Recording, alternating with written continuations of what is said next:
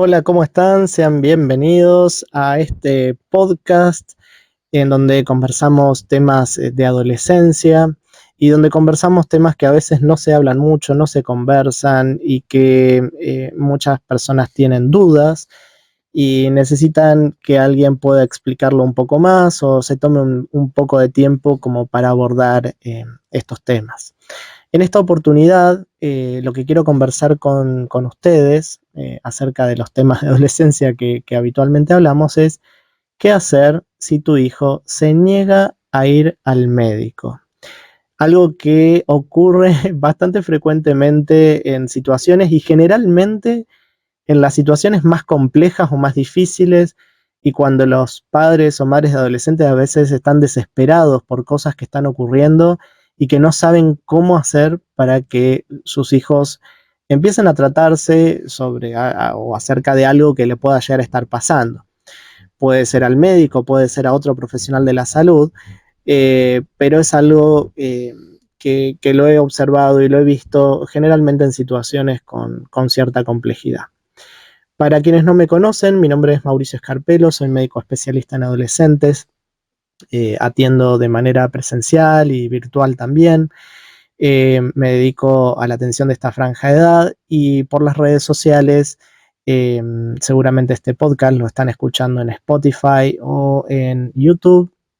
Me dedico a tratar de compartir mi experiencia o conocimientos con ustedes. Es simplemente un enfoque, una mirada más.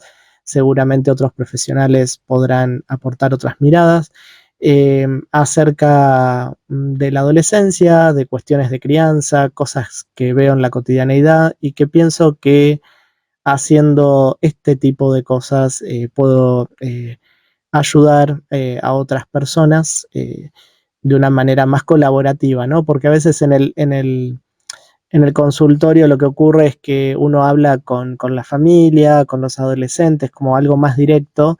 Desde luego, eso es algo mucho más personalizado, pero a veces uno reflexiona y dice, esto sería bueno que lo escuchara mucha gente, porque, bueno, a veces escuchando algunas cosas uno puede pesquisar situaciones de una manera más oportuna, a tiempo, no llegar tarde con algunas cosas. Bueno, entre tantas cosas, ¿no? Que a veces sucede. Bueno, yendo un poco al título entonces de este podcast, ¿qué hacer si tu hijo se niega al médico? No sé si a ustedes les habrá pasado o si tienen algún familiar, algún vecino o alguien que observan que sus hijos deberían ir al médico o hacerse atender porque hay algún tipo de problema. Una de las primeras cosas que tenemos que saber, eh, primero lo que sería conveniente es hacer un poco una reflexión del por qué no quiere ir, ¿no? Cuáles son los temores, por dónde pasa, y escucharlos a ellos, ¿no? Eh, estas cuestiones de no querer ir al médico, hay que empezar a ver un poco el trasfondo. A veces yo me he encontrado que no quieren ir al médico, pero esto no quieren ir al médico después de una discusión familiar, después de que, por ejemplo, le encontraron drogas al adolescente, se armó todo un revuelo familiar por el tema de las drogas, después le dijeron vas a ir al médico y se negaron y no quieren ir, o al psicólogo o a algún profesional de la salud y los padres entran en un estado como de desesperación. Esa es una situación. También me encuentro con situaciones en donde padres o madres me dicen está aislado, no sé qué le pasa, quiero ayudarlo y no sé cómo, porque me parece que algo le está pasando a mi hijo, a mi hija, y no sé cómo llegar, ¿no? Porque también eso pasa, hay chicos que se los observa angustiados o aislados y como depresivos, y los padres quieren ayudar, pero ya no saben qué más hacer o cómo hacer para ayudarlos. Em, Así que bueno, acá tenemos como varias aristas. Estas son algunas de las tantas. Seguramente si ustedes conocen alguna otra, bueno, podemos verla en los comentarios o desde luego si es algo muy personal a trabajar. Entonces, una de las primeras cuestiones y de las más importantes es escuchar las resistencias, es decir, cuáles son los motivos por los cuales no quiere ir. Y después de que escuchemos todos esos motivos, ver qué alternativas podemos ofrecer y con quién es la persona también con quienes ellos sienten más confianza. Porque también puede suceder que acepten ir al médico, pero no con cualquier médico, o no quieren volver al médico que habitualmente los ve porque tienen vergüenza o porque algo pasó, entonces no los quieren volver a ver. A mí me ha pasado, por ejemplo, con algunos adolescentes que le han dicho que tenía que ir al médico y no querían ir con sus pediatras porque ya les daba vergüenza, porque los conocían de toda la vida. Entonces, de repente, ir y decir, por ejemplo, que está consumiendo drogas o algo de eso, se sentían como en falta con sus médicos de cabecera, entonces preferían cambiar de médico. Esto es una de las cosas que yo escuché, pero habría que ver qué es lo que opinan y qué es lo que dicen en relación a esto de, bueno, de no querer ir y cuáles son estos motivos. Y ver si se puede negociar. También me ha pasado con adolescentes que son obligados a ir al médico y, y en ocasiones he tenido que hacer consultas muy breves, pero para tratar de ir generando de a poco la relación médico-paciente suficiente como para que se empiecen a sentir más confiados o a gustos para poder ir hablando de temas que puedan llegar a ser más sensibles. Eso también va a depender de cada profesional. Hay profesionales que tal vez no tienen mucha sensibilidad para abordar algunos temas en particular, hay otros que sí, y en ese sentido, por ejemplo, algunos padres también lo que hacen es ir primero ellos a la consulta como para adelantar qué es lo que está pasando. Es bastante frecuente, por ejemplo, en el consultorio de adolescencia, que vayan padres o madres solas, un poco adelantar qué es lo que está ocurriendo en la familia, qué es lo que está pasando, o a veces con una consulta virtual anterior a la consulta presencial, como para contar qué es lo que ellos están viendo como padres y cuáles son sus preocupaciones para que nosotros podamos tenerla en cuenta a la hora de que cuando vamos a atender a ellos, bueno, estar en conocimiento sobre esta otra mirada, ¿no? Estas a veces pueden ser bastante útiles como estrategia para que justamente alertar a quien va a atender de que de a poquitito puede entrar en temas que puedan llegar a ser un poquito más sensibles. Ahora, ¿cómo manejar la negativa? Que no quiere ir al médico, ¿sí? Y acá hay varios aspectos. A veces, en algunos casos, nos puede servir trabajar desde el punto de vista de que hay ciertas cosas que hay que hacer y que tienen que ver con el cuidado de la salud, como por ejemplo revisar las vacunas, ver que algún análisis de sangre, algún control antes de alguna práctica deportiva. Entonces, se nos pueden presentar varias oportunidades por las cuales estos controles son necesarios. También algunos colegios son los que solicitan el chequeo o el control como una medida de justamente llévenlo al médico o con su médico de cabecera para ver si evalúan, no sé, por qué no se está pudiendo concentrar en la clase, si es que está teniendo algún otro tipo de problema. Y a veces esos son como algunos empujones como para, bueno, que alguien los tiene que ver desde el punto de vista clínico. Otra cosa que en algunas situaciones puede servir son las consultas virtuales. Puede llegar a ser una primera aproximación, sobre todo con los adolescentes que son muy tecnológicos, que les cuesta salir de sus casas. Entonces, decir, bueno, por lo menos si querés, tenés una primera charla con el doctor por la compu, ya que vos estás todo el día con la computadora y demás, podés tener una primera conversación y bueno, una aproximación para ir conociéndose y en otro momento después encontrarse de manera virtual. También ahí, por ejemplo, cuando se hacen las consultas virtuales, otra cosa que es muy importante con los padres es que por favor los puedan dejar a solas, que se puedan conectar, que utilicen auriculares, ¿no? Como para que los diálogos tengan cierta confidencialidad, porque me ha ocurrido de adolescentes que me dicen en silencio o me escriben en el chat, porque a veces también les digo en las consultas virtuales, si hay algo que no me podés decir porque tenés miedo a que te escuchen, escribímelo en el chat, les digo, ¿no? Y me han escrito algunos chicos, mis papás me están escuchando atrás de la puerta, no te puedo contar, o te voy a contar por acá porque mis papás están atrás de la puerta escuchando lo que estoy diciendo.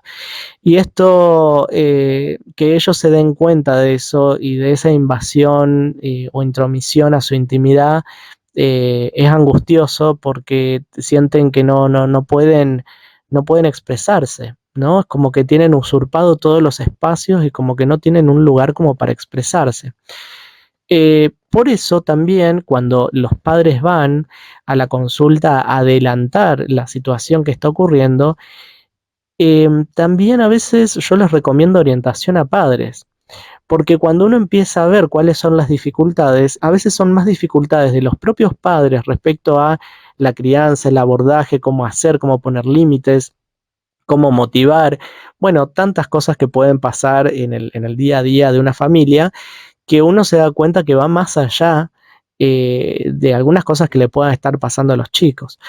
También es frecuente escuchar adolescentes que no quieren ir al psicólogo, ¿no? Y bueno, a veces los médicos de adolescentes sostenemos un poco hasta que se pueda ir creando el vínculo suficiente como para poder hacer esa referencia después para que continúen con psicología, pero también ocurre que a veces sostenemos los médicos de adolescentes y quienes trabajan más desde el punto de vista de psicología son los propios padres con orientación a padres y eso ya empieza como a ordenar bastante la dinámica familiar. Eso significa que estrategias pueden haber varias para poder abordar un montón de situaciones complejas que van más allá de solamente ir al médico, sino que empezar a buscar alternativas, ¿no? Así que bueno, si están atravesando por alguna de estas situaciones, posiblemente empiecen a tener algunas ideas. Lo mismo que escuchar, bueno, en mis canales, en YouTube, en Spotify también, que están los otros podcasts que ustedes pueden escuchar. Yo realmente ahí trato de brindar lo mejor de mí dentro de lo que yo puedo, de lo que sé, de dar estas herramientas a padres de adolescentes, por eso los invito a explorar el canal o los canales y ver si hay otros temas que puedan ser de utilidad como para ir aprendiendo más acerca de la escucha, de la crianza y todas estas cosas. Recuerden que también tengo un libro que se llama Padres de Adolescentes sin GPS, que lo pueden encontrar en Amazon en estos momentos. Eh, y también tengo en mi página web unos cursos de crianza para padres, pueden explorar en la sección de la academia online que tengo. Ahí se pueden encontrar con algunos cursos, con cosas un poco más detalladas que tal vez no las van a encontrar en YouTube y de una manera mucho más organizada como para comprender, bueno, algunas de las cosas que pasan en la adolescencia. Bueno, en este sentido, también a veces está bueno pautar con ellos cuando finalmente van o asisten al control, cosas que quieren o que no quieren, que lo pueden expresar, si ellos no pueden expresarlo, lo pueden expresar los padres, y por ejemplo, asistir a un control y que el padre o la madre diga, mira, no quería venir al control, así que coordinamos que él o ella quiere solamente que lo peses, lo midas y bueno, si tenés que pedir algún estudio y nada más. Entonces, poder coordinar ese tipo de cosas en una primera consulta para justamente que no sea algo tedioso para ellos. Esto igualmente lo vemos a veces con el lenguaje no verbal, con cómo se expresan, qué hacen y nos orienta un poco a qué tan rápida tiene que terminar esa consulta, porque lo ideal es que vuelva a una segunda consulta y después lo que va pasando es que uno empieza a establecer un vínculo, una relación y después se sienten cómodos y no hay ningún tipo de dificultad en relación al seguimiento y todos los diálogos que se van dando, ¿no? Así que bueno, a veces hay que negociar un poco y tanto nosotros en el consultorio como los adultos en sus casas también. Entonces, a veces van a tener que negociar un poco como para poder efectivizar estas consultas, sobre todo en edades intermedias o avanzadas de la adolescencia, en donde ya tienen bastante más autonomía en cuanto a ciertas cuestiones de decisión. Si estamos hablando de adolescentes tempranos, que son más chicos, quizás las indicaciones puedan llegar a ser un poco más claras o imperativas o concisas y firmes respecto a marcar cierta cuestión del orden o del límite que también es necesario en la crianza. Eh, en las edades que son un poco más avanzadas, adolescencia intermedia y tardía, quizás requieran un poco más de negociación como para poder llegar a un buen puerto y que no sea algo tan, digamos, como imperativo. Y en edades más tempranas, si bien se puede ser un poquito más firme, imperativo, nunca con autoritarismo, ni mucho menos, y siempre hablando y explicando, pero con cierta firmeza de las cosas que hay que hacer, porque está también en el orden de los límites que van marcando el crecimiento de ese adolescente. Otras cosas que pueden ser interesantes es convocar a personas que para ellos les resulten significativos, porque quizás con adultos o con padre o madre no quiere ir al consultorio, pero sí se anima a ir con una amiga, sí se anima a ir con un tío, un primo, su madrina, padrino, con alguien más que lo lleve. Entonces, esto también puede ser de utilidad como para enfocarnos con alternativas de personas de su confianza, ¿sí? Un novio, una novia. Me ha pasado también con algunas familias que han venido los padres o las madres un poco esto, adelantándome la situación, y después han venido solos los adolescentes o han venido con sus parejas y los hago pasar y bueno, y nada, y se crea un clima muy lindo, muy relajado, porque ellos les digo, ¿y tu papá, tu mamá? No, mis papás me dejaron y me dijeron que me pasaban a buscar cuando terminara la consulta, ¿no? Entonces, como brindándole un poco esa autonomía y dejando que ellos puedan estar con las personas como de su confianza, y ese tipo de actitudes, por ejemplo, mejoraban mucho el vínculo en la relación y fortalecía mucho todo lo que era el abordaje terapéutico posterior, ¿no? Pero bueno, estas cuestiones van ligadas a esto, a educarse, a comprender cómo es la adolescencia hoy y cómo uno como adulto puede ir acompañando de la mejor manera posible para optimizar su estado de salud. Así que estas son algunas historias de cosas que a veces pasan. En esto también que yo les decía de la sensibilidad de los médicos que atienden también, porque me ha ocurrido con varios adolescentes que no se han sentido cómodos con otros profesionales de la salud, pero porque tal vez no tenían la sensibilidad o no les gusta atender a adolescentes. Eso puede ocurrir. Hay médicos que no les gusta atender a adolescentes. Y digo médicos, pero también pueden ser psicólogos, nutricionistas u otras profesiones. Y es notorio cómo ellos marcan la diferencia cuando se sienten cómodos y cuando no. Hay que escucharlo a eso, porque a veces son los padres los que están cómodos con el profesional, pero los adolescentes no. Entonces, hay que atender a eso porque es el espacio donde ellos tienen para hablar de sus cosas. Generalmente, por ejemplo, en la elección del pediatra, es una elección que la hacen los padres, porque habitualmente son bebés, son muy chiquititos, y a medida que van creciendo, está bueno que ellos también puedan tomar sus decisiones.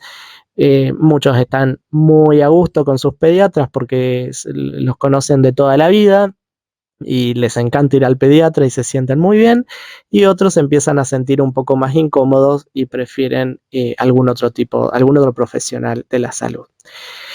Bueno, fíjense cuántas cosas que tenemos que ir considerando si no quieren ir.